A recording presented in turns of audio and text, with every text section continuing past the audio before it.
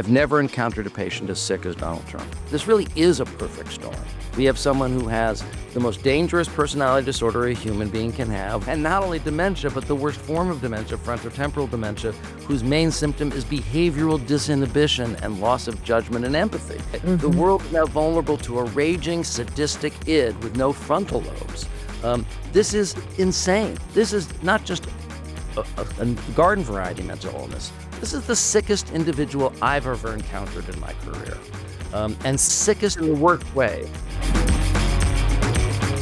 I'm Joanna Coles. This is the Daily Beast podcast. Regular observers will notice I'm not in one of my usual offices. I'm not in my cubby at home.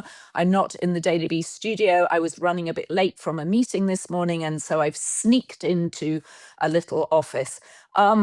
But I hope that you're okay with the background, because we are going to talk about the president's state of mind. We're going to talk about his state of mind on his 80th birthday. And what are the normal signs of decline? Once you're hitting 80, you're in your 9th decade. What can we expect? And we're in for a very interesting and somewhat, frankly, alarming conversation with who else but our favorite doctor, Dr. John Gardner. He's a clinical psychologist, a former assistant professor at Johns Hopkins, and he's been studying Donald Trump, who, of course, has been in plain sight across all our media for the last 40 years, which is why he's such a good person to study from the purposes of Dr. John Gardner's point of view, and he brings a singular perspective. Before we get into it, I'm just going to ask you to subscribe to the Daily Beast if you haven't. We are independent media. We can only bring you conversations like this because of your support. But now let's get into it. Dr. John Gardner is here to celebrate the president's 80th birthday. 80th birthday. So, John, you have spent your life studying people as they age. What are the usual signs of, and I hate to use it, but we all know as we get older, we begin to decline. What are the standard signs of decline for a man entering his 9th decade? Well, I think it's very, very important, because people talk about this all the time, about the age of the president, but to separate normal aging from the signs of dementia. They're not the same. I know lots of people in their 80s and 90s who are incredibly intact. I sometimes mention my Aunt Linda. We were at a wedding this weekend. My 84-year-old Aunt Linda, not only did she tear up the dance floor, she won the limbo contest. She did? Oh, that's impressive. Hips to die by.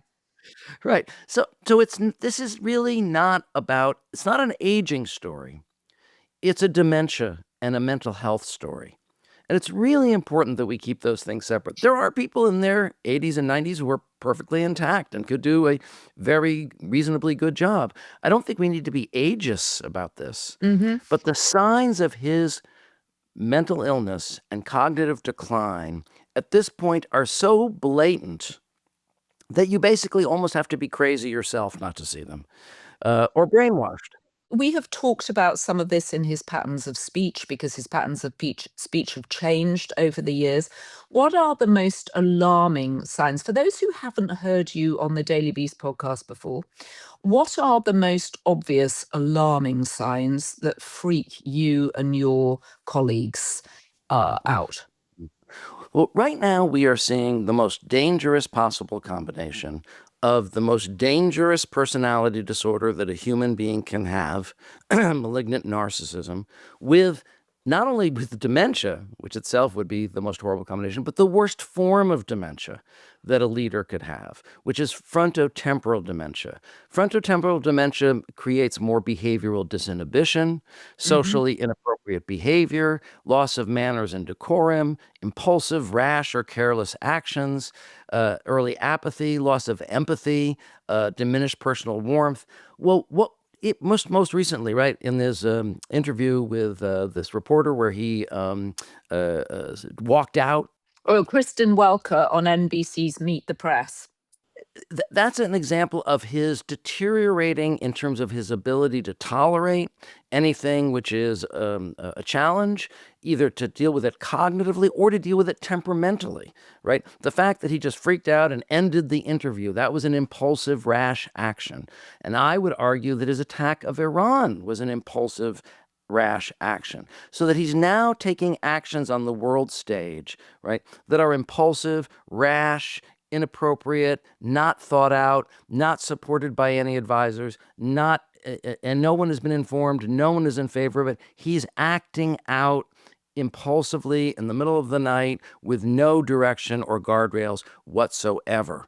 And that reinforces his personality disorder because malignant narcissism, which as we've talked about many times in this show, was derived from Hitler by Erich Fromm to explain not only Hitler, but leaders like him.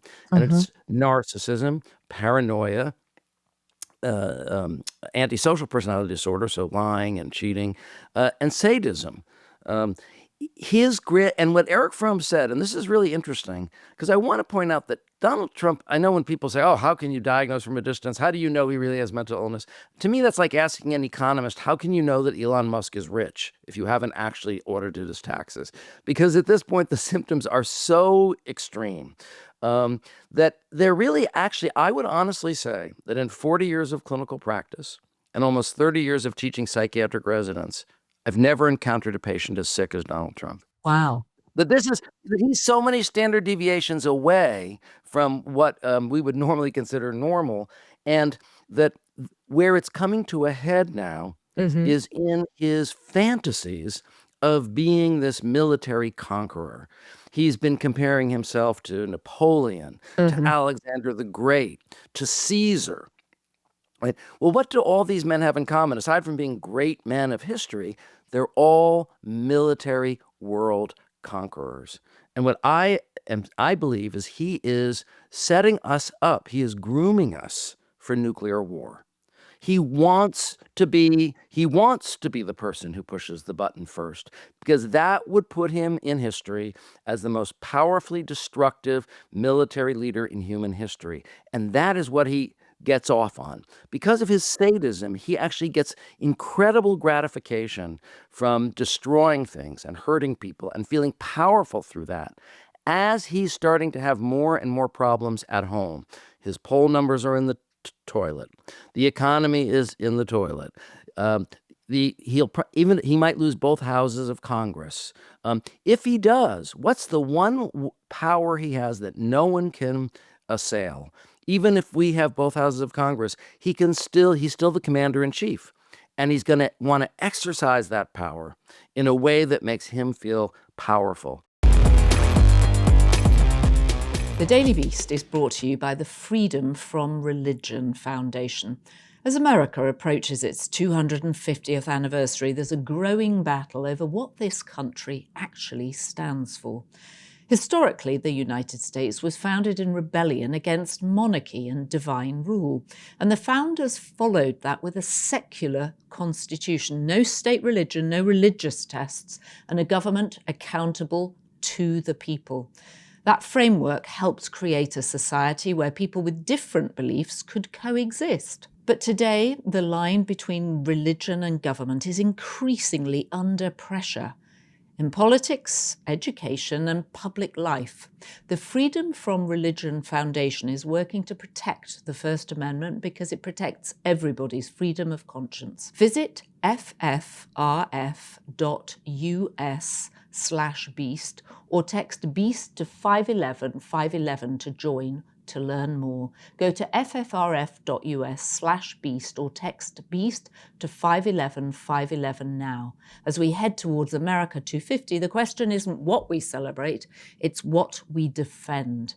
Text BEAST to 511 511 today. Text fees may apply. So can you just talk then a little bit about grandiosity as a symptom of narcissism? Because you mentioned that he's sort of comparing himself to Napoleon and Alexander the Great. That is somewhat alarming, obviously. And I'm using that in the kind of English understated sense of alarming. But grandiosity actually is a symptom of some kinds of dementia, correct? Well, it's a symptom of not specifically dementia. It's a symptom of a personality disorder, and it can be a symptom of manic depressive disorder. Now, I believe he's always had a slightly hypomanic temperament, and he clearly has malignant narcissism. But what Eric Fromm said about malignant narcissism, and this is really interesting, is that it's a characterological grandiosity. So when someone has bipolar disorder, for example, if they say they're Jesus, they're in a psychotic state at that moment. And they might be hospitalized. Very likely they'd be hospitalized. But when they come out of the psychotic state, right, they're not going to keep insisting that they're Jesus. It's a part of their psychosis. It's a state-dependent delusion.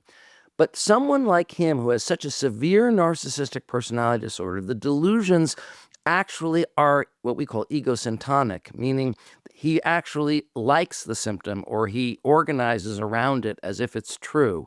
So that his grandiosity is not the result of an acute illness. It's actually who he is, but it's getting worse.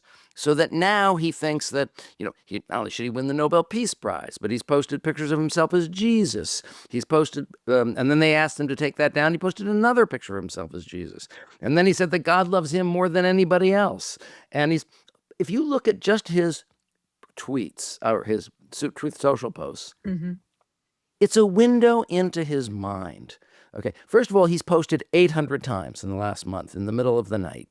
Okay, that in and of itself is disturbed behavior, which is a combination of his grandiosity from his malignant narcissism. I think some of his hypomanic energy. That's why he's always seemed so vital, even though he's losing his mind. Well, he seems vital, or he's asleep, right? So we can come on to the sleep in a moment. But I'm sorry I interrupted you. But it's the flip side of the mania. Yeah, well, is the sundowning, which is that people who don't even have those other disorders, right, but who have dementia, find themselves sometimes up, their sleep-wake cycle gets disturbed, so they're up in the middle of the night and they're sleeping during the day, which is what's happened. He's passed out in front of everyone in the Oval Office now 8 times, and counting.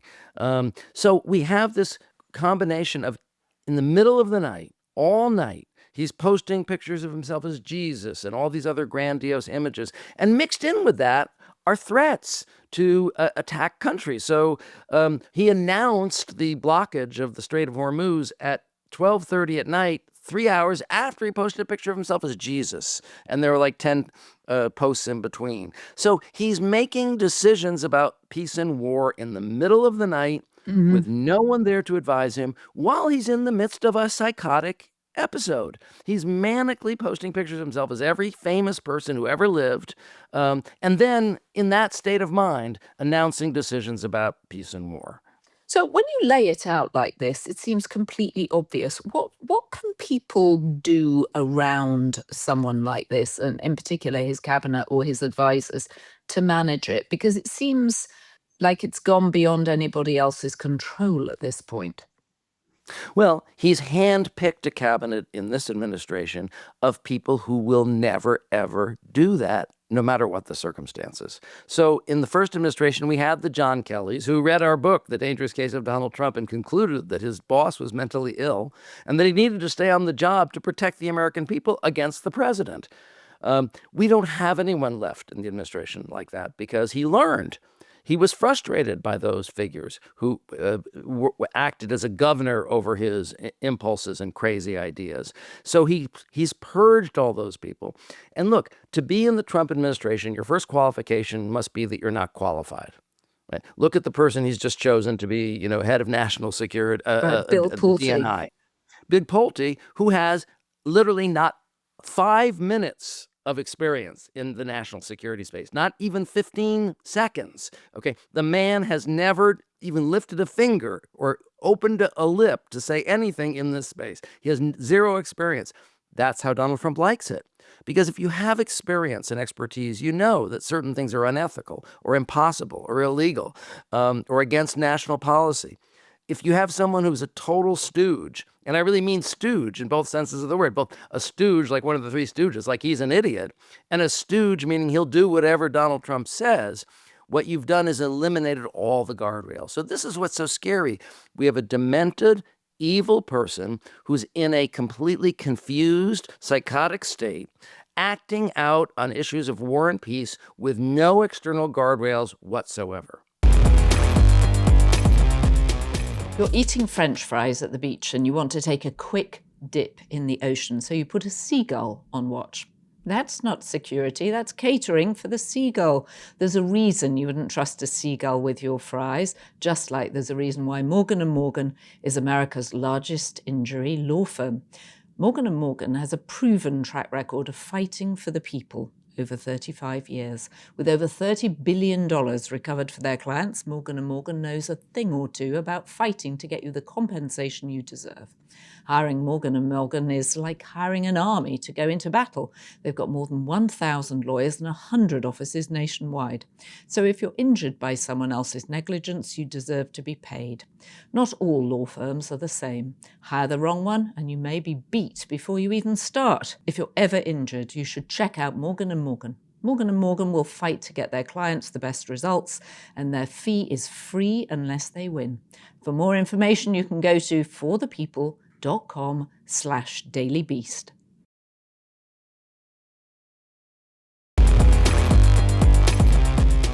Okay, so let me push back on one thing, which is that when you hear him speak from time to time, it doesn't seem like he's got dementia. He seems, I understand your point that his language is less, it's his language seems much more basic than it used to. And of course, we've had 40 years of watching his language in plain sight. So that's not a difficult one. But he does still seem very coherent at times. Is that possible to be with dementia? Well, what you notice with people who have dementia is they come in and out, right? They have good days and bad days. They have good moments and bad moments. So what you're saying to me is there are moments when he can be coherent, but there's many moments where he's incoherent. And I did read this on the last show, but I just want to read it again because this is about war with Iran. He said they agreed to send 8 boats 2 days ago, and then another 2, and that was 10 boats. And then they gave us a tribute. I don't know. I can't define it exactly what they gave us. I think it was a sign of respect. 20 boats of oil, big boats going through the strait. And that's starting tomorrow. A lot of boats. And I would say we're doing really well in the negotiations. But you never know with Iran because, we're negotiating with them and then we always have to blow them up. Whether it's B-2 bombers or just terminating the deal or that terrible deal by Barack Hussein Obama, probably the worst deal we've ever done as a country, one of the dumbest deals we've ever done, but I fortunately terminated it. Otherwise, they would have a nuclear weapon. Then we did the attack with the B-2 bombers and we stopped them from having nuclear. And now we've had to blow them up again. I think we'll make a deal with them. It's pretty sure, but it's possible we won't. We've had regime change, if you look at it already, because the one regime was decimated, destroyed. They're all dead. And the next regime is mostly dead. And the third regime we're dealing with, different people than anyone's ever dealt with before. It's a whole different thing, whole different group. So I would consider that regime change. And frankly, they've been very reasonable. So I think we've had regime change. You can't do much better. The regime that was really bad, really evil, was the first one. That was done. The second one was appointed, and they're all dead. Other than that, the one that might have a little life in him. And the third group is more reasonable. Regime change is an imperative, but I think we have regime change automatically. Well, I agree. I agree it doesn't sound presidential. Does it sound demented?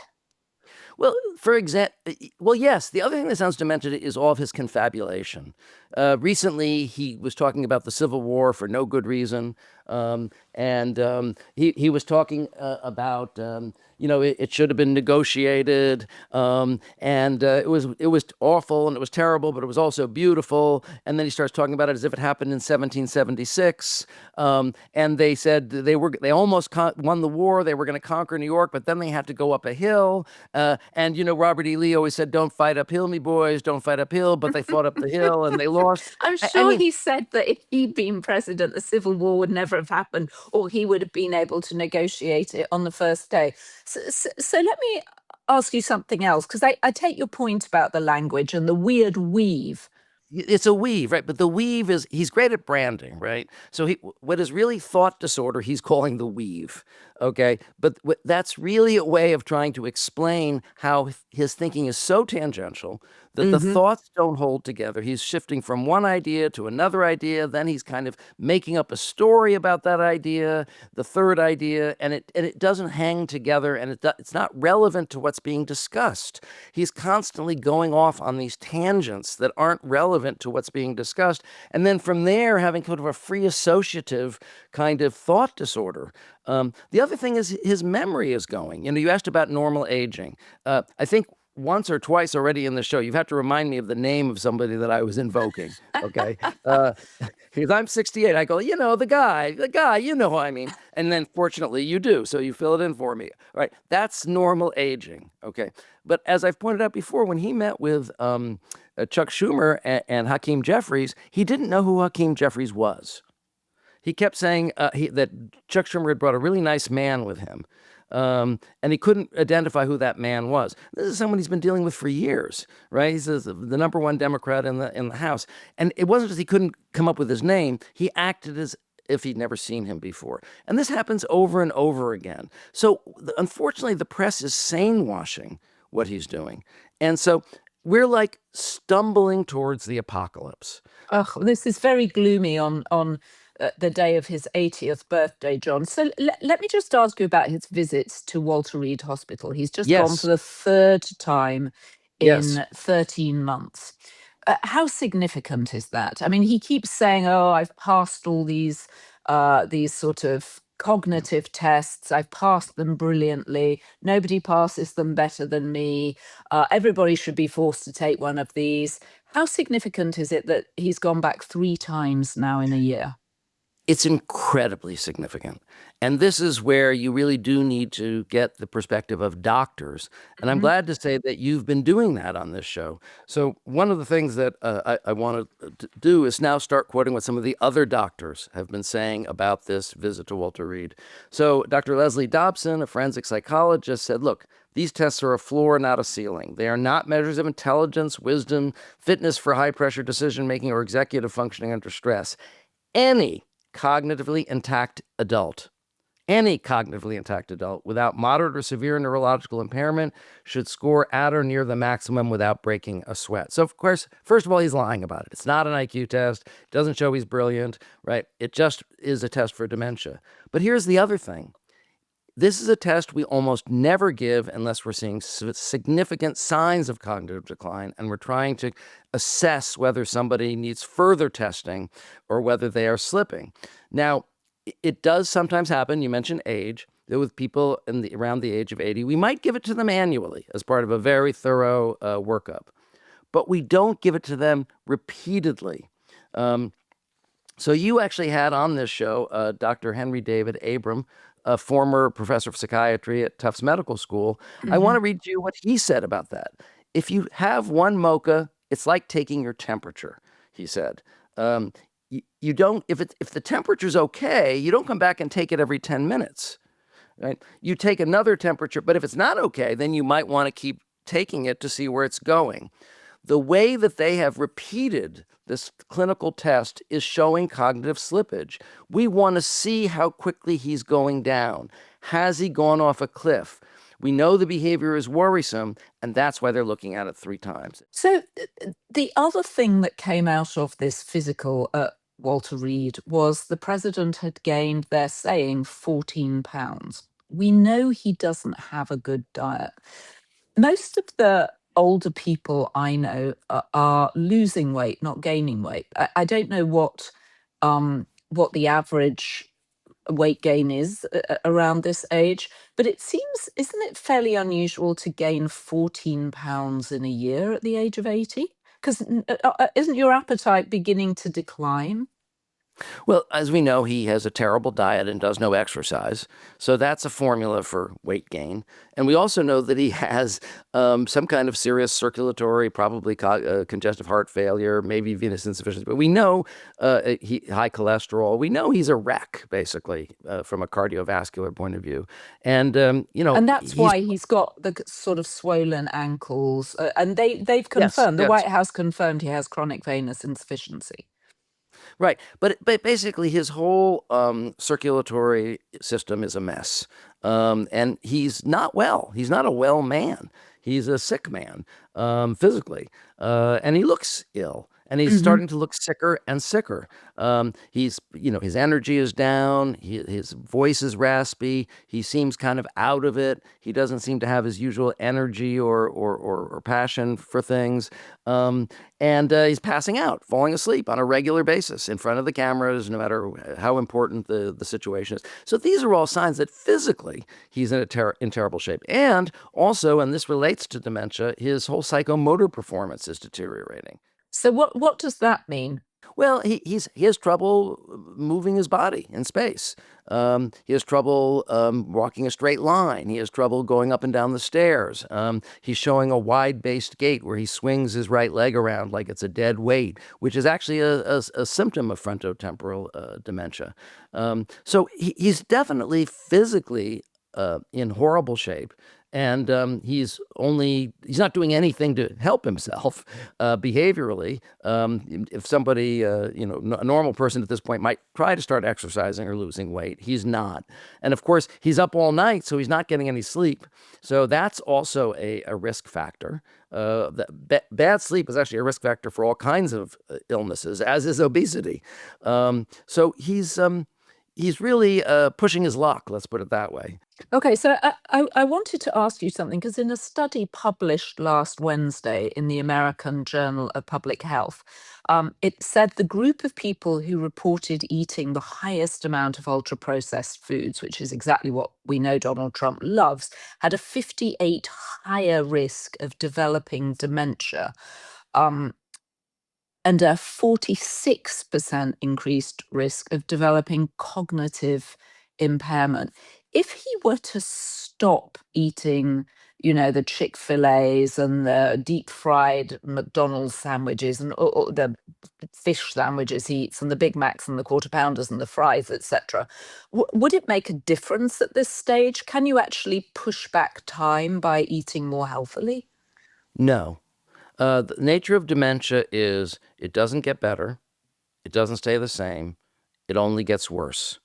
Um, and and I've been saying that about Donald Trump for the last 2 years. I've been saying, look at Donald Trump today, because that's the best Donald Trump you're ever going to see, because it only goes downhill from here. And lo and behold, every time I'm on a show, he's gotten worse. And I repeat that same expression over and over again. But eventually, at a certain point, the rate of deterioration accelerates. And that's what we're seeing now. Before he looked bad year over year or administration over administration. Now he looks bad week over week. We're seeing each week that he is worse than the week before.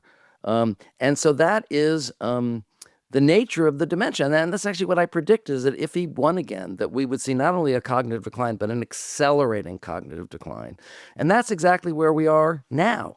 And of course, none of this is being reported by the press. One of the lies he's telling that I think is particularly funny about these cognitive tests, aside from the fact that, so it's finally been exposed that, all he has to do is like pick out the lion from the animals. And it's like that level of difficulty. So, oh, yeah, but, the press is lying. Those are the easy questions. They're not talking about the harder questions. And this is a direct quote. They told me pick a number, any number. Okay, 203. All right, well, multiply that by 9, divide by 2, add on 1,324, subtract 1,292. Sir, multiply it out one more time by 19.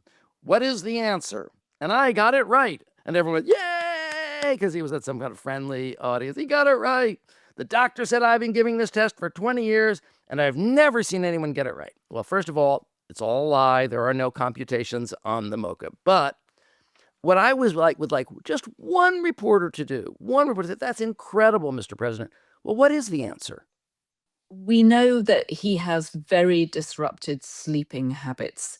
Can you just explain, because I'm sure a lot of viewers and listeners also have disrupted sleeping habits, and it's one of the things that keeps us awake at night, worrying that we can't get to sleep on time.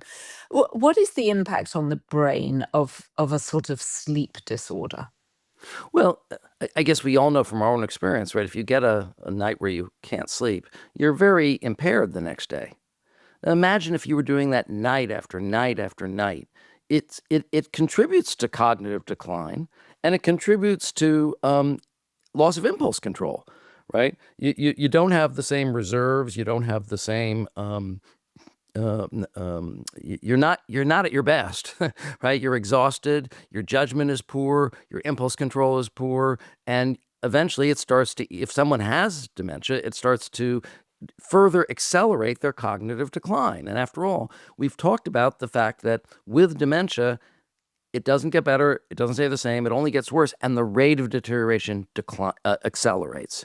And that's what we're seeing. So his lack of sleep is only contributing to that acceleration. And what about the stress load of a job like being president? Do you think the fact that the war isn't going well, that he wasn't able to just have regime change and have the Iranian people rise up, as apparently the Israeli leadership had suggested was going to happen? So we're stuck in a war where Iran seems to be in a stronger position than it was when we started the bombing, that his slush fund has been halted, that he's got to take the name off the Kennedy Center. Do those have an impact too? Sure, no, absolutely. Stress absolutely also contributes to mental health problems and to dementia. So it's kind of this really, we really are almost in what I would call this really is a perfect storm. We have someone who has the most dangerous personality disorder a human being can have, and not only dementia, but the worst form of dementia, frontotemporal dementia, whose main symptom is behavioral disinhibition and loss of judgment and empathy. Okay, which means that he has absolutely no internal restraints, and because of his stooge cabinet, no external restraints, and because of the corrupt courts and our lack of power in Congress, really no external restraints. Basically, the world is now captive to a madman, right? The Hmm. world is now vulnerable to a raging, sadistic id with no frontal lobes. This is insane. This is and as I've said, this is not just a garden variety mental illness. This is the sickest individual I've ever encountered in my career, and sickest in the worst ways. We had Mary Trump, the president's niece, also a clinical psychologist, on last Sunday, and she was saying exactly the same thing, that this is just one deranged man. Why do you think then so many people like him? Why is he so appealing to people? Why is it that this form of narcissism, malignant narcissism, as you refer to it, is so appealing to people? Well, when malignant narcissists take over society, the way that they do it is by appealing to people's worst impulses. Basically saying, I will be your champion in taking revenge against the people that we both hate. So So that's how they connect people. right, that's how they connect people with a common enemy within, right? So Hitler did it with the Jews, right? Trump has done it with the immigrants. And I always say immigrants are the new Jews. They really are his Jews. As far as picking an out group that's within our society, that's doing nothing wrong, and demonizing them, and then organizing society against them. This is how they gain power. And so he also gives them a sense of pride and identity, because he says, we are superior and we are dominant and we will assert our dominance through force. Okay. And we'll show them who's boss. And that's, he's appealing to that impulse in the voters, especially if they feel downtrodden or disrespected or economically dispossessed, right? All the more are they going to want to take revenge against the people they think have screwed them, right? And take some kind of power over them through aggression. So it becomes a kind of blood pact. You know what I mean? That if this is the person who's going to lead us against our enemies to survive, then you don't really care about their manners. He might be a liar, but he's our liar. So there's that firm sense of identification. But what we're seeing is now that he is really screwing everybody in the country, except the billionaires, that people are starting to get the idea. And his poll numbers are getting down to the point where it really is only the cultish true believers who are still sticking with him. So he seems to have some sense that being 80 isn't a great thing for being a president. And he said he wants to focus not on his own birthday, but on the 250th birthday of America. Does that show any self-awareness on his behalf? Well, it is all going to be about him. Despite what he might say, it's all going to be about him. The other thing that's so interesting about malignant narcissists is the appeal of destruction for them. If you think about Donald Trump's entire lifetime, it's been one destruction after another. He says he's a builder, but he's not really a builder. He's a destroyer. Every business he's ever had, he's bankrupted. And now he's in the process of bankrupting and destroying the United States. And I think this 250th celebration is such a symbol of that. First, he tore down the East Wing of the White House overnight without even talking to anybody about it. He just did it. And now we've got this grotesque carny, on the East Lawn with the UFC fighting, and he's despoiling it. He's cheapening it, right? He gets pleasure from basically debasing all of our institutions. Right, tearing up the rose garden and replacing it with concrete tearing up the slabs. rose garden. Right. Thank you. I forgot about that one. Right. Putting all of that it's not an improvement. It's a destruction of everything that came before him. Right. So he can rebuild it in his own grandiose image. And that's what he wants to do with the reflecting pool. And that's what he wants to do with the Kennedy Center.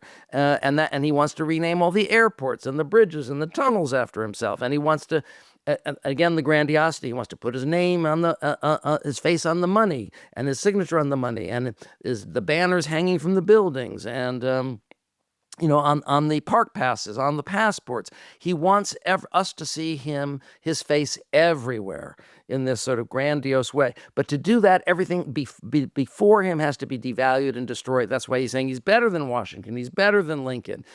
He's even saying he's better than Jesus, really. He's better than the Pope. He should be the Pope. So everything that is not him, right, has to be destroyed and devalued so that all that's left is he is the world. Dr. John Gartner, once again, you bring us a very sharp perspective on the president. Let's hope we all survive his birthday, and let's hope we survive the 250th celebrations. We don't all get somehow beaten up in the UFC fight. Many thanks for joining us, and we'll look forward to having you back soon.